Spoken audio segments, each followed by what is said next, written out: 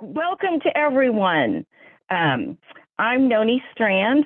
Sorry for all the technical issues. My microphone chose not to work tonight, but we're so glad to have you all here. I'm just going to ask you to go around really quickly to introduce yourselves after I have a quick prayer. So let us pray. Oh God, we are grateful to come together tonight to learn and to invest ourselves in the work of caring for all that you have made.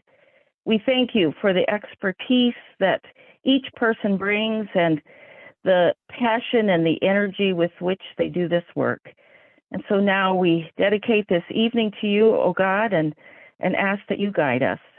In your holy name we pray. Amen. Okay, I'm just going to start, and if you say who you are, where you're from, and then just name the next person.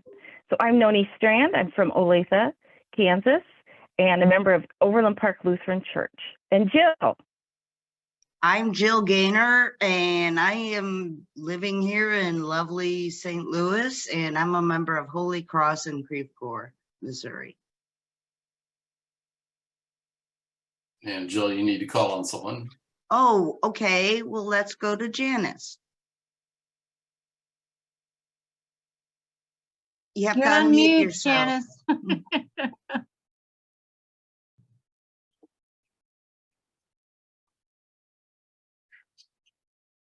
Press the space bar.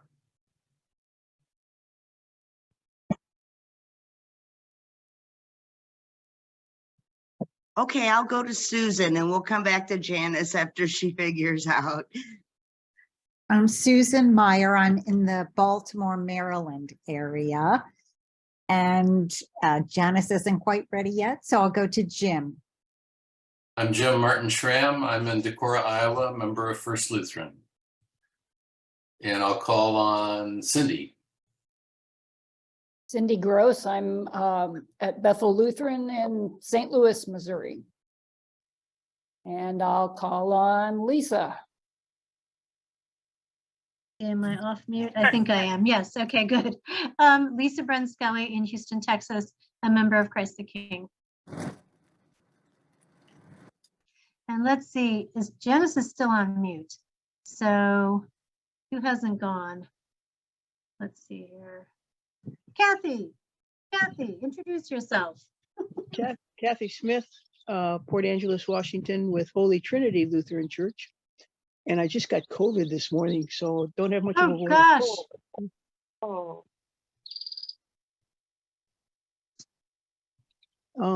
How about Phoebe? Hi, Kathy. Thank you. And I love your cohort behind you. I hear birds. So thank you for inviting them as well. Phoebe Morad, Director of Lutherans Restoring Creation, and I'm zooming in from Braintree in Massachusetts, where the Massachusetts people continue to care for the land. And let's do the other Lisa, the Lisa from the car. If you can't unmute. It doesn't look like you're driving. I can. Lisa Province. I'm from Overland Park, Kansas, and I'm a member of Overland Park Lutheran Church. And Jared, I'll call on Jared. Good evening, y'all. Jared, ordained deacon and director of operations here at Lutheran Church of the Reformation. So it's good to hear from Decorah. Hope you guys are enjoying Pastor Mike out there. You want to pick somebody else, Jared? Who hasn't gone? I'm not good with this. All right, let's see who's raising their hand. All right, Jay Pearson. Jim Pearson, Park Ridge, Illinois, St. Luke's Lutheran. Great.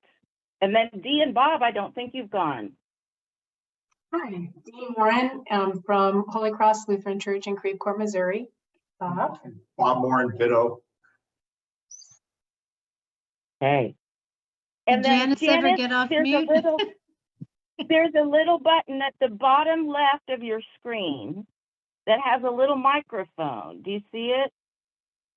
Janice and I are both having microphone issues tonight.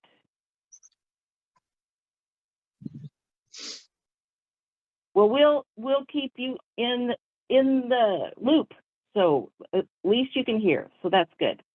Well, we welcome several of you that are new tonight. So glad that you're here.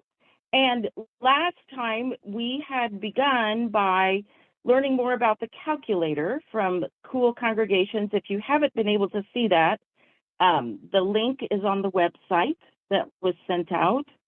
And then Lisa will also be talking a little bit more about that after Jim does his presentation, so we can get people up to speed and plan for next month.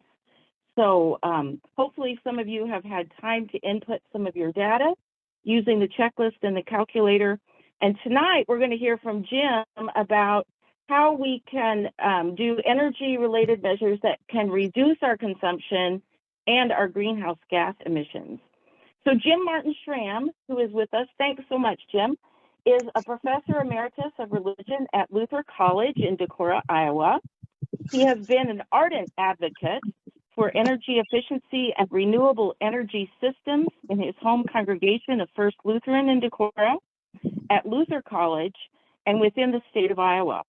Jim recently ended a term as the director of Luther Center for Sustainable Communities and currently serves as chair of the City of Decorah Sustainability Commission. I'm going to turn it over to Jim, and he's got a PowerPoint, and he'll teach us all kinds of things. Thanks, Jim, for being here. Thank you, Noni. It's a pleasure to be with all of you. Thanks to each of you for the great work you're doing in your congregations to promote care for creation, and in this case, reducing greenhouse gas emissions. I put together a set of slides I'll share with you, and we'll get through what we can get through. Can you see my slides? Yes. Okay, great. So I'll turn on the slideshow, and I'm going to minimize that. So first of all, there's my contact information, marcia@luther.edu. So if you have follow-up questions, don't hesitate to ask them. Oh, shoot, looks like I have to use my mouse to advance. So this is what I want to talk about. First, before we talk about reducing emissions in our buildings, I want to talk about, the context, what is going on in terms of US greenhouse gas emissions, and then talk about our buildings, and then try to figure out how to tap various resources. So to talk about US emissions, I'm going to draw on this resource, which is produced annually by the US Environmental Protection Agency. This appears to be dated, it's through 2021, but the reality is it takes a long time for all the data to come back in. And so this is the most recent version of the US inventory of US greenhouse gas emissions. And so the next set of slides are drawn from the executive summary of that report. It's a very long report. This is just showing you since 1990 what's been going on with US greenhouse gas emissions. You can see a general downward trend. The big blue bar here is carbon dioxide. The red bar is methane. The aqua bar is nitrous oxide, and then other gases are up here in the light green. You can see that emissions dropped a lot from 2019 to 2020, and that's almost entirely due to the sort of major slowdown in the US economy due to COVID.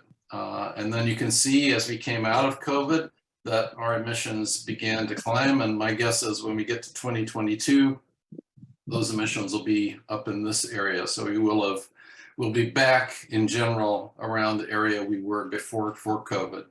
So the general trend is downward, but there's a long way to go. If the US wants to cut its peak emissions from 2005, which are, I don't know what that is, 7,000 some metric tons, half of that is 3,500, which would be around here. So we've got to get from here down to there by 2030, at least that's the US goal. So that's a heavy lift. And of course, as a church, we're trying to do that ourselves. This is just showing you how emissions have bounced up and down over the years. And here's that big decline during COVID. And here's the bounce back up after, or as we came out of COVID. So this is just changes from year to year. This slide is important because if you look at this pie chart, you see that carbon dioxide represents 79.4% of all US greenhouse gas emissions. And if you look at this, it says fossil fuel combustion, and it looks like, well, that's just a little bit more than non-energy use of fuels.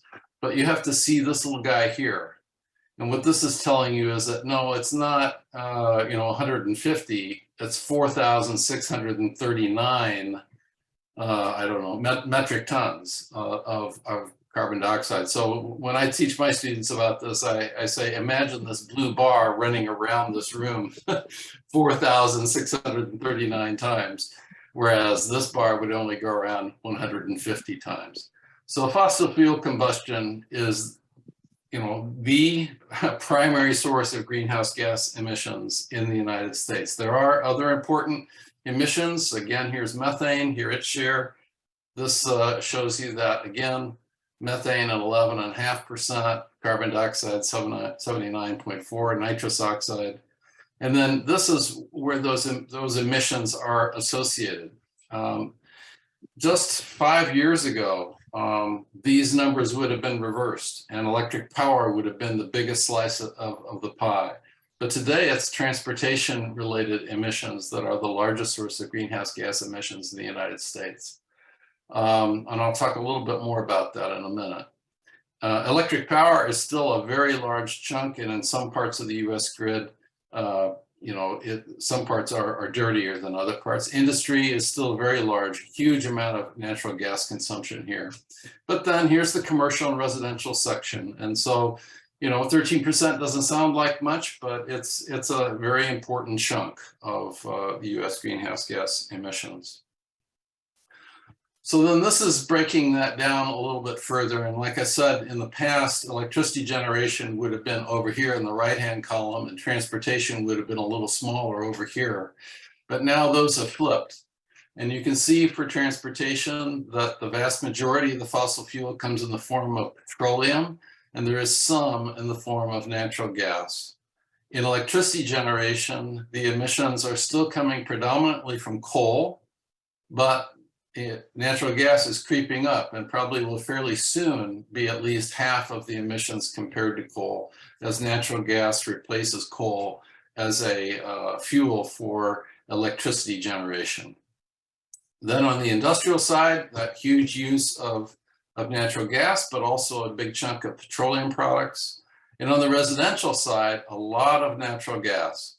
Now, of course, residences also use electricity, and so that electricity is coming from, has a lot of carbon in it as well. So the residential sector, in terms of direct combustion of fossil fuel, this is the burning of heating fuel oil, predominantly in the Northeast, and the use of natural gas to heat homes and businesses, homes around the United States. And then you can see the commercial side of it. Just what I want to do, yep. Just a sort of a tangent for a minute to help you understand what's going on in terms of the, why is transportation the largest source? Well, this graph from Edmunds.com shows you the best-selling vehicles in every state in 2022. And the light green here is the Chevy Silverado, and the blue is the Ford F-150 pickup. Between the two of those, 28 of the 50 states, these two vehicles are the best-selling vehicles in those states. And then, the Dodge Ram is a big seller in Nevada and Wyoming. The GMC Sierra, for some reason, is the truck of choice in Arkansas. And, the reality is these trucks have pretty low fuel mileage per gallon. And so one of the reasons why transportation is larger than electricity generation is because of our relatively poor fuel economy across the fleet.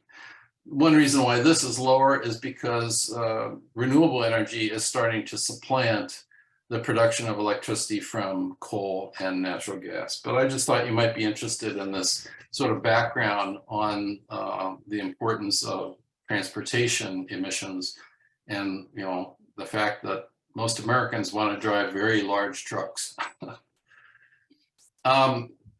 This is a resource you can access. If you go down here, you can see when I hover on EPA Power Profiler in the lower right-hand corner, you can see the little hand pop up. If you click on that in the set of slides that I shared with you in the chat, you'll be able to access this website, and you just plug in your zip code and it will tell you information about how clean the electricity is where you live.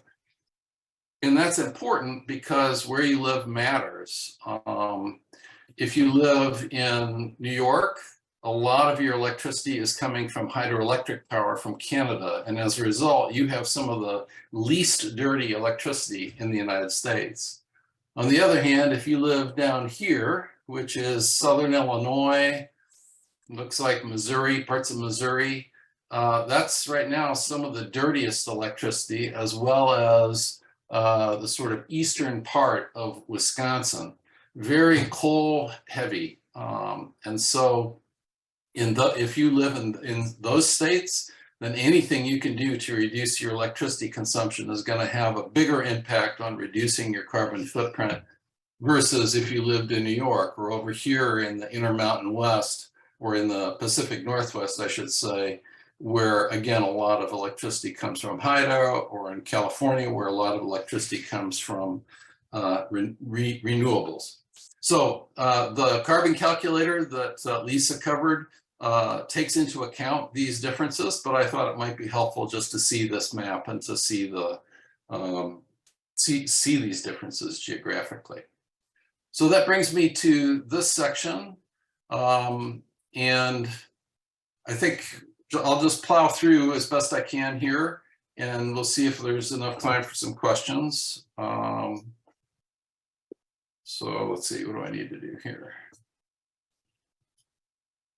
So in terms of reducing greenhouse gas emissions in our buildings, well, this is true in your home as well, but I'm just focusing on reducing the carbon footprint in church buildings, the church campus. The three, these are the three steps: conserve energy, use energy more efficiently, and eventually, try to use renewable energy. So I'm going to talk a little bit about each of these. Tier 1 is mostly behavioral related. Tier 2 is all about, more efficient technology, and Tier 3 is about using renewable energy technology after you've shrunk down your consumption as much as you can. Let's see here. I see there's a question on the chat. Oh, okay. I'm just gonna. My wife's phone is ringing. So first, in terms of energy conservation, it's pretty common sense. If you're losing warm air to a cold outdoors, or if you're losing air-conditioned air to a warm outdoors, you need to plug the holes and seal the leaks. And so this is pretty inexpensive. Sometimes it requires something called a blower door test, which you might be able to get through an energy audit. I'll talk about that in a second. The next thing to sort of do is, put on a hat or a jacket, that is add insulation to the walls and ceilings in your buildings. These again are, it's not rocket science, but you'd be surprised how few folks actually kind of even know their insulation levels, both at home and at church. If you're like me, you've probably hammered into your children, turn off the lights when you're leaving the room, or don't leave the light on all day. That's pretty basic. And, once you get into the habit of doing it, that works pretty well. On the other hand, if you can't develop the habit, well, talk to your electrician about installing occupancy sensors, at least in the rooms that are used infrequently, and if the lights are left on, might be left on for a long time because they're kind of out of the way and no one sees it. Unplug appliances that aren't in use, or use smart strips, those power strips that you can, with one switch, turn off everything to the smart strip. Turn down your thermostat when you're heating. So, you know, maybe it doesn't have to be 72 degrees. Maybe you could get by with 70, or maybe you could get by with 68 degrees. Just wear a sweater when you're in the office. Same goes with the thermostat. If you can control the humidity levels in your building, you'd be surprised at how high you can set the thermostat and still be relatively comfortable. Alternatively, you can invest in a programmable thermostat, or like our church has actually an energy management system that allows you to schedule the heating and cooling based on use. That only makes sense in churches that, you know, are relatively large and have, you know, like an education building as well as a sanctuary and church offices. So those are some quick recommendations regarding energy conservation. Then on energy efficiency, the first thing I would recommend is that you ask your electric provider and/or your heating fuel utility if they offer free or low-cost energy audits to identify energy efficiency saving and investment opportunities.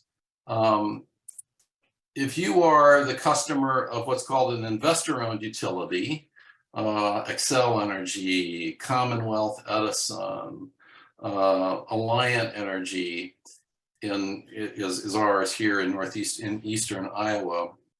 They are required by law typically to offer a robust set of energy efficiency programs to their customers. And for some of their customers, you have to be of a certain size. You can get often a free or a low-cost energy audit that will involve an actual person, an engineer of some sort, coming to your facility, looking at all of your HVAC equipment, trying to figure out what kind of insulation you have, what kind of windows you have, and then feed you back a series of recommended measures to reduce your energy consumption through investment in energy efficiency. The other thing then that you should do is to try to identify any rebates or incentives that are available through those utilities or through your state. Your state may have incentives that you may want to tap. Unfortunately, I can't find online a sort of clearinghouse for utility rebates. And, you know, that makes sense. There are a lot of utility companies around the United States, whether they're investor-owned, municipally owned, rural electric cooperatives, etc. But one thing I did was just do this, you know, searched online for utility rebates near me, and it kicked up the ones that I would have expected from Alliant Energy and, in our case, Black Hills Energy, our heating fuel supplier. Another very robust site to visit is this one, desireusa.org. It's managed by, I think, North Carolina State University, and it keeps track of all federal and state incentives by your zip code. So if you click on this, it'll take you to their main site, and then you plug in your zip code. It'll then bring you to another site where it shows you all of the programs that are available to you. A lot of those won't be particularly relevant, but it's worth at least looking at to see if there might be something there that could help you and your church invest in energy efficiency. And then my recommendation is to invest in energy efficiency measures that have a 10-year payback period or less. And a decent energy audit is going to identify those kinds of opportunities for you.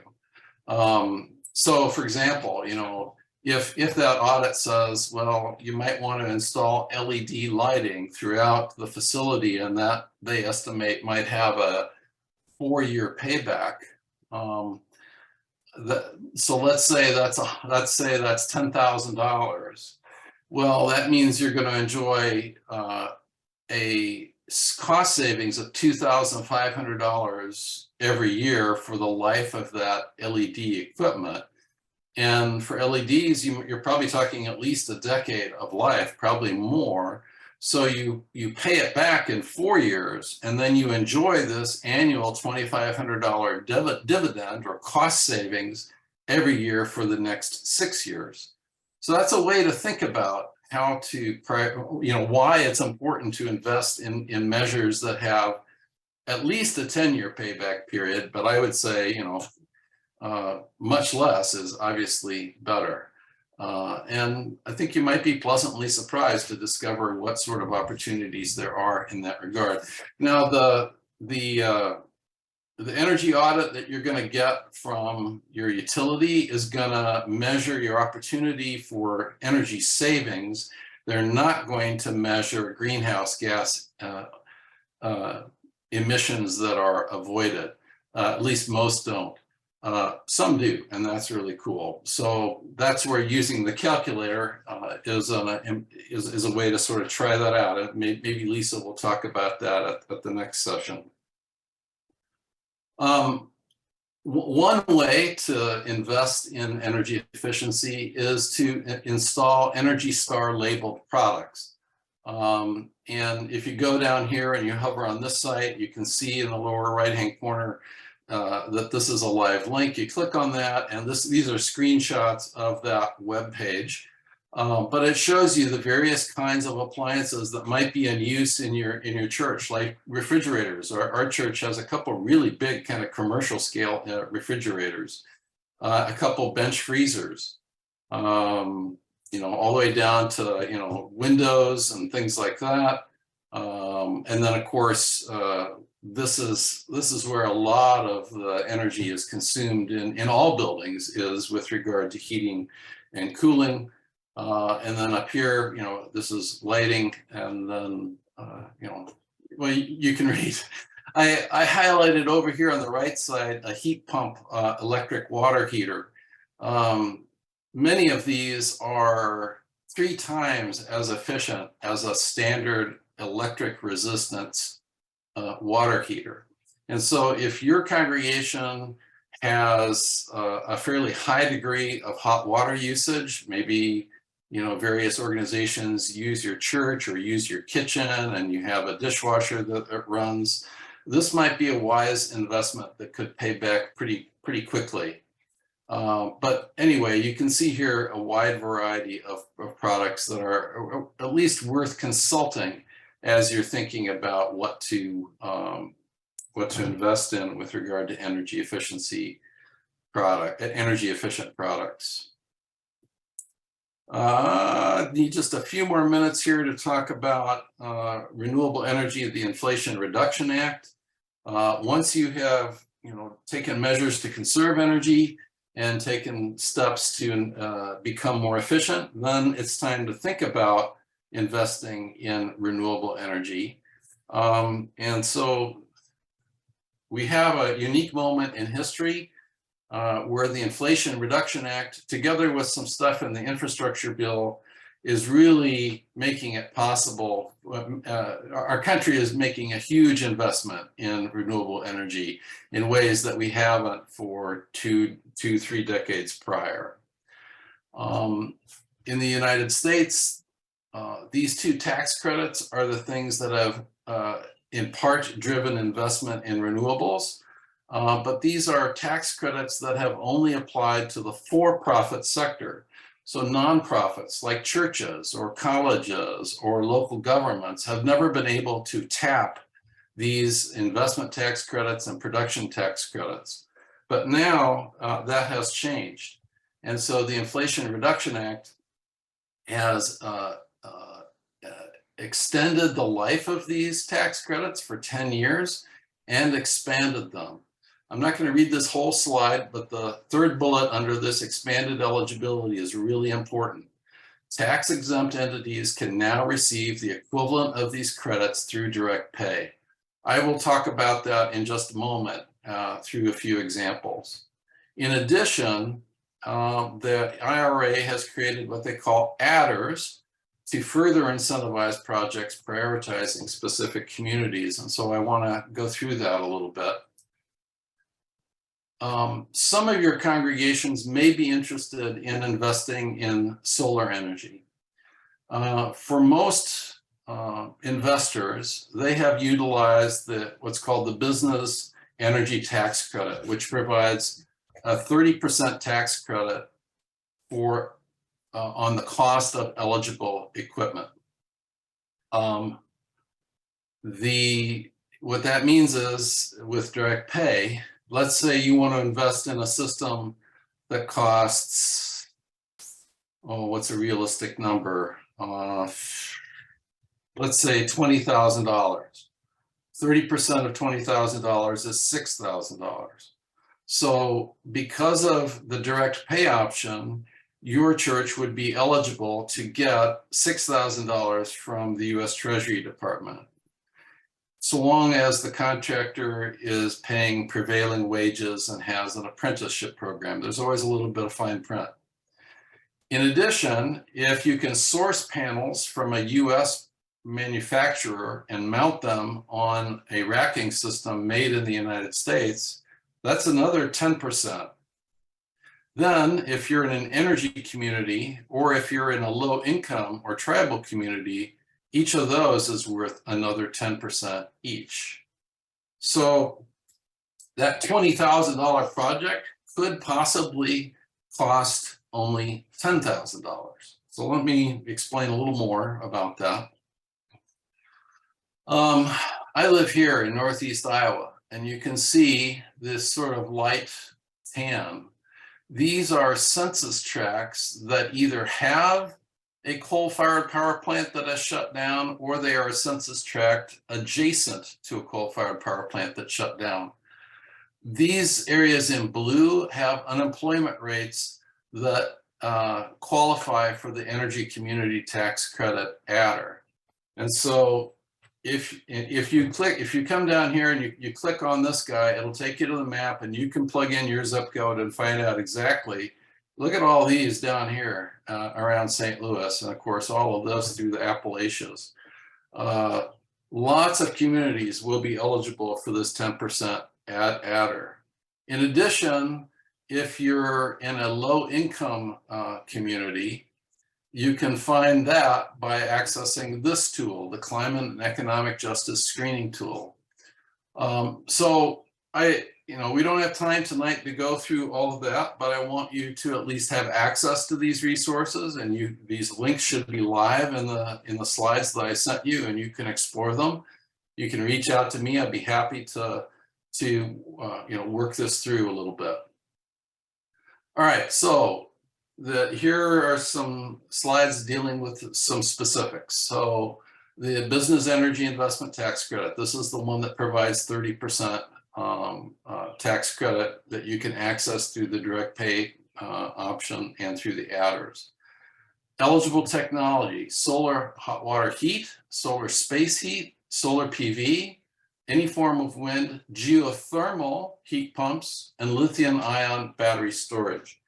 Any of those technologies qualify for the 30% tax credit, so long as here's the fine print, right? You have to be paid at rates not less than prevailing wages, and the contractor needs to have an apprenticeship program. You can get that 10% domestic content if 100% of any steel or iron that is a component is manufactured in the US, and if 40% of the manufactured products that are components were produced in the US. So it's a direct pay option, yes. And oops, sorry. And there's a link here where you can read more about this. So here's an example of a 20 kilowatt array. I'm just assuming $3 a watt, so $60,000 installed cost. Should be able to get the 30% ITC, so that takes $18,000 off of that. The domestic content might be harder with solar panels, but let's say you can, that's another $6,000. If you're in an energy community, that's another $6,000. And if you're a low income community, there's another $6,000. So your $60,000 cost could really only be $24,000. That's pretty amazing. Now I know these are big numbers for small churches, but not all churches are small. And that size solar array could do a big chunk of any church's annual electricity consumption. So that's just an example of how churches might be able to tap this direct payment option of the investment tax credit. There's another wrinkle in the IRA called the Energy Efficient Commercial Buildings Deduction.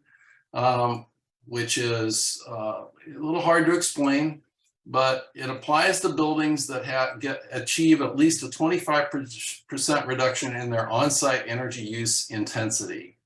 And so you would achieve that by tightening up the building envelope and by investing in more efficient equipment. If you manage to achieve 25%, then you get $2.50 per square foot, which goes up 10 cents per square foot for every additional percent reduction in energy use intensity up to a max of $5 a square foot.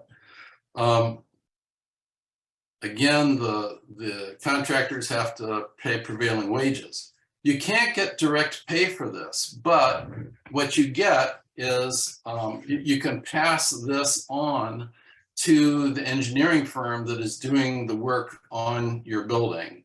And so, for example, here, I have no idea whether Tanque Verde in Tucson is 40,000 square feet. I estimated that based on some information I found online and looking at this little map of it. But let's say it is 40,000 square feet. You're able to reduce your energy use intensity by 25%. That's $2.50 times 40,000 square feet is $100,000. If you achieve that, the engineer that helps you achieve that can get that against what it costs them to do the work for you. So anyway, it's a new thing that probably only pertains to bigger churches and bigger projects, but it's kind of an interesting one. Then, you know, I don't think there are any churches that I know of that have a car for their pastor. But given how much vehicles pollute, it might be worth churches thinking about investing in a church-owned car that the pastor uses. Now, nonprofits like churches can get a $7,500 tax credit for purchasing an electric light-duty vehicle. There are only certain vehicles that qualify, and so this link takes you to that current list. Here's a Chevy Bolt that would be a perfectly serviceable car for a pastor driving around making visitation visits. It costs, you know, according to Edmunds, $31,390. You take that $7,500 off, and now you're at $23,890. I don't know if that makes sense, but I just wanted you to see that that's another way that you could reduce emissions. I don't think a lot of our churches are going to be counting pastor travel in their carbon footprints, but this actually could be a pretty substantial way of making those reductions. Finally, it's also possible to get a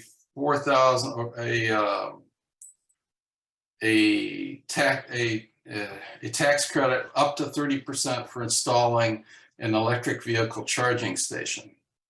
Now, you know, I don't know that people that come to church are necessarily going to want to charge their car while they're in church, especially a level 2 charger. But I'm just trying to point out that it is possible to get a significant reduction in the cost of doing that. So this is actually a charger at Luther College. It could be parked outside of any, you know, it could be installed outside of any church. It could be available to the public as a public service, and also available to your pastor, who may charge at a Chevy Bolt, you know, charge the Chevy Bolt there. But I just thought it was interesting to point this out to you. So the main ways that you can save are by becoming more conservative in your use of energy, by investing in energy efficient appliances and heating and cooling systems, and then if and whether it makes sense to invest in renewable energy. This is a very high level picture of this stuff, an overview, and a lot more can be shared about each of those things, and I'd welcome the chance to talk about any of these things in greater detail in the future. So I'll stop there. I see there are things in the chat I haven't been looking at. So Noni, it's 7:46. You have the con. You let's open this up for questions. This is so helpful, Jim. This is so practical. And I think the 3 tiers really helps break it up into ways that congregations can, grapple with where they are and how they can do things. Are there any particular questions for Jim tonight, or? Jim, this is Bob Moore, and I have a question. You said that you had posted a link in the chat. I didn't see a link. Okay, it's way at the top of the chat. It's the very first link. If you scroll up. Bob, I have it. I can send it to you during via email after the meeting. So I grabbed it. And I will also, when I send out the recording, I'll send the links, and I've saved the chat. So I have the chat as well, but I will send the link for the for Bob's slideshow, because that has all the live links that people can plug into. So I'll be sure and send that out as well. Would it be helpful? Oh, go ahead, Jill. No, I will add that I have been thinking a lot about solar for myself and also for the church. For the church, I have just, I did this basic Google search, and there are a lot of charitable foundations that will offer grants for nonprofits for ecological reasons. Now, of course, you have to read the details, but they are out there if you have the time and patience to find them. And Jill, let me just make sure that folks understand this, that the adders that I talked about, if you live in an energy community or low income community, those only pertain to the commercial or to the business energy tax credit. If you're a resident, if you're a homeowner, you just get the 30% tax credit. No, I was thinking more of the grants for the church. Yeah, So, you bet. Yep. yeah. I'd also talking to solar providers. I live in an old neighborhood, so it has lots of very large trees, so which is not conducive to solar without trees, which we don't want to do. But they did state that, and not knowing that I go to that church, they did state like the church property, the roof, the garden, that it can be installed and shared. And I don't remember all the details, but basically the church could share their extra energy with neighbors, basically. Right. And or even where the church would make income from that, perhaps. So there was some details about that, and that's been a year ago, but that was a suggestion that if there's a commercial property that can provide solar to the neighborhood. So yeah, that's usually called community solar or shared solar. That's what I wrote in the chat as soon as you said it was a neighborhood where you were shaded. I said you need to have a community solar program. The problem, Lisa, is that not every state has enabling legislation that permits utilities to offer community solar. That's true. It depends on where you live. Like Ohio, you can't do it. But that's definitely a good thing to ask your electric utility provider. Do you offer a community solar option? Because and especially if you're a renter, for example, you're not going to put solar on your place. Your landlord's going to freak out. But if you could invest in a community solar garden, then actually that investment follows you for wherever you go, whether you buy a property and then live in it. It doesn't matter whether you started as a renter. But again, that sort of depends on where you live. But that's definitely another option. The other attractive thing about it, Jim, is that depending on how you structure it, you can get the tax credit. So if it's an ownership model, like you're buying a share in the community solar, you're going to get 30% off your share. So again, it depends on how it's structured, but if you structure it correctly, you can get that tax credit in a community solar installation. I have a question.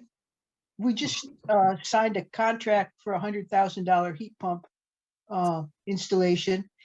And I saw in March, it finally came through that just for carbon emission reduction from the IRA, we were eligible for a $2,000 rebate if we got an Energy Star unit. And we made sure that we do have at least one Energy Star unit in that bank of heat pumps we got. How do I apply for that rebate? Is this a $100,000 heat pump for your church or for your home? Church.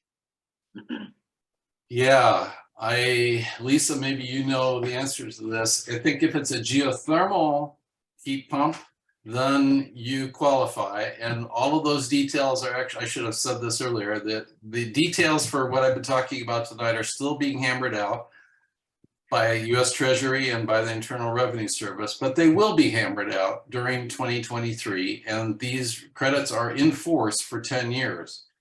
Well, So Jim, I think we qualify, and that's why I said in March, it just hit the internet. It was the third week of March that finally this $2,000 rebate was going to be released.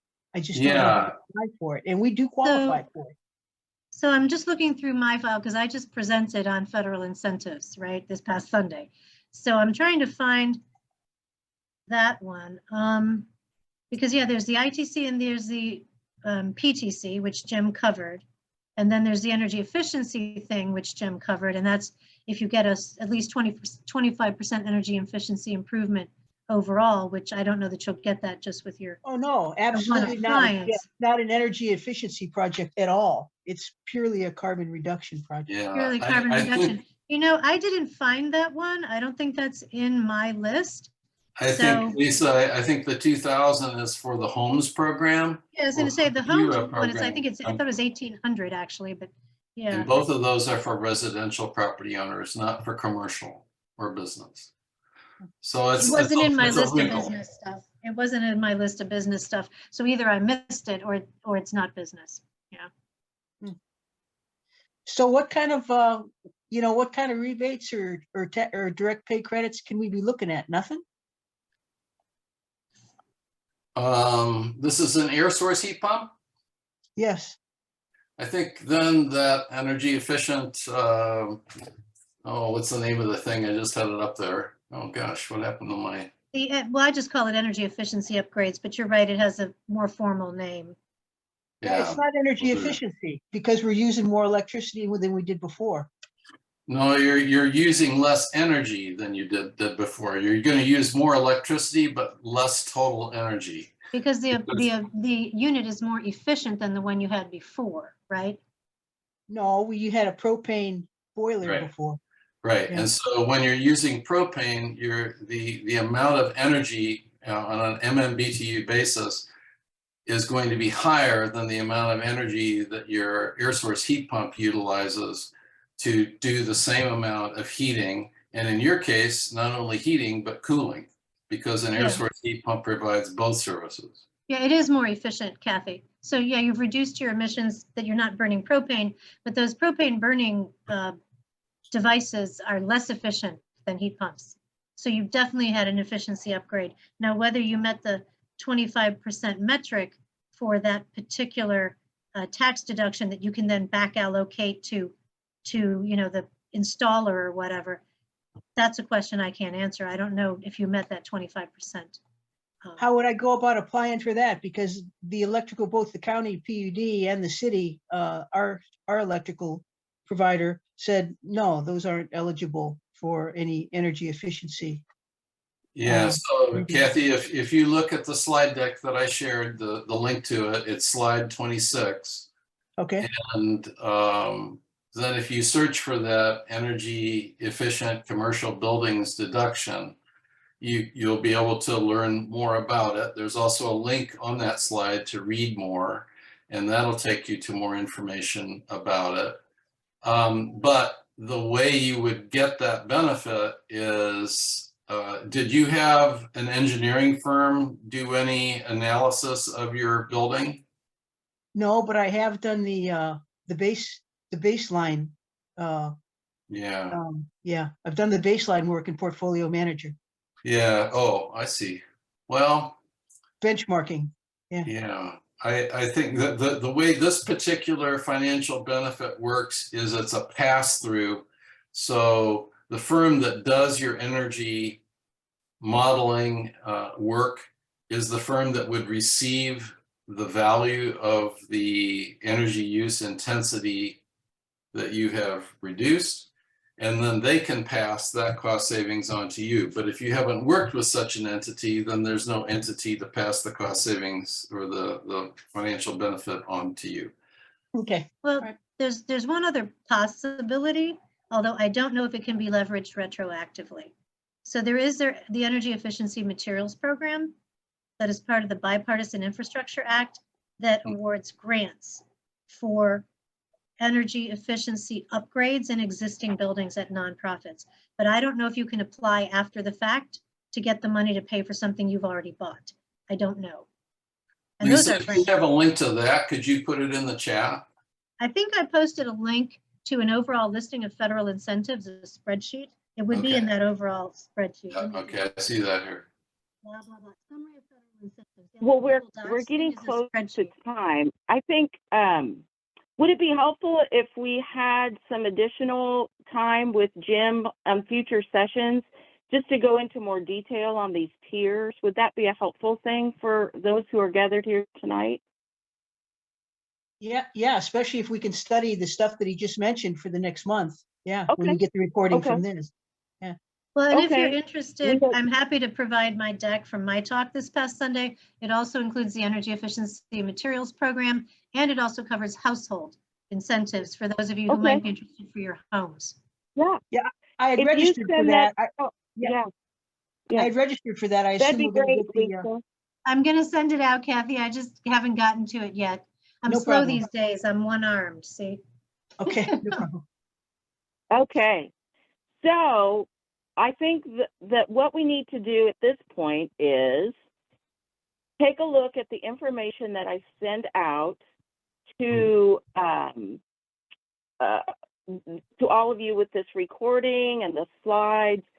We'll see, kind of get your feet on the ground using some of these links. And I think, Lisa Brinskelly, I think we'll go ahead and we're going to delay your use with the calculators a month, because I think we need a little bit more information and a little bit more boots on the ground work. Jim, could we ask you to present again next week? And that way it will give people a chance to digest some of the information and then have some questions ready. And then if you could go into detail on some of those tiers that you talked about, would that be a good plan? Next week or next month? She means next month. Excuse me, next month, next month. Not next Yeah, week. let me look here. It's the See second what your Tuesday, schedule- right? Yeah, Oh. Yeah, I think so. Yeah. 15th, okay. I've It's got a just- big it's deadline like the all- next day, but it'll work out. Okay, well, so and then Noni, we can come prepared. Noni, in the meantime, if you could send me what specifically you would want me to talk about, that would be great. Okay, okay. And if there's anything that, as you are doing things, if you come up with questions, that would be helpful, you know, for Jim to address as we go through this. I also want to be sure that we include those who weren't able to be here tonight, if they have questions, so that we can get your specific needs addressed. There was a lot of great information tonight, and I think that is a great place for us to be able to kind of dig in and do some things. Does that sound like a good plan for you all? And Okay, Jim, if you're overloaded, let me know. I'm happy to help out. Like I said, Yeah, I sure. just presented on this whole topic of federal incentives. So I'm happy to help out with Okay. that. And of course, I have tons of Okay. resources on energy conservation and energy efficiency. So I'm happy to assist. okay, that's good. And then what we'll do the following month is Lisa's going to actually work with specific congregations as examples for how to use that calculator to reduce energy. So be thinking about if you want to be one of those that we could work with to help show how the calculator actually works to reduce those greenhouse gas emissions. And then Phoebe has invited us to have volunteers present for the connections call for Lutherans Restoring Creation in August. So kind of put those things in your thinking cap as a way to demonstrate how this is working and how congregations of different sizes and different places can actually plug into this and do this work. Okay? Nodding heads. Okay, good. I see a few. That's great. That's great. Okay, so I will send out the link for this this recording. I will send out the link for the slideshow and other things that came up in the chat box. And then next time we'll have some additional input from Jim and Lisa, just practical things so that you can continue to do this. And we're learning a lot. Thank you. This was marvelous. And I'll be sure my computer works next time. Okay. Any parting words before we go? Okay. Well, God bless you and keep you, and God's face shine on you with grace, mercy, and peace. Amen. Amen. Good night, everyone. Thanks for being here.